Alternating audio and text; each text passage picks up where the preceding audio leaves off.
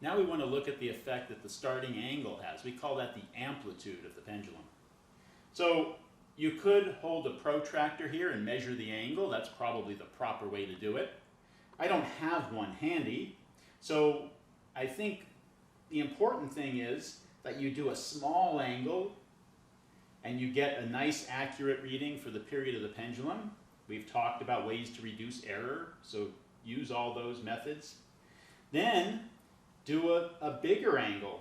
Try to double the distance that you pulled it away the first time and see if that has any effect. And then maybe triple the distance you moved it the first time and see if that has any effect. Now if the angle gets too big, we don't want that to happen. We want to keep the angle a little bit on the small side.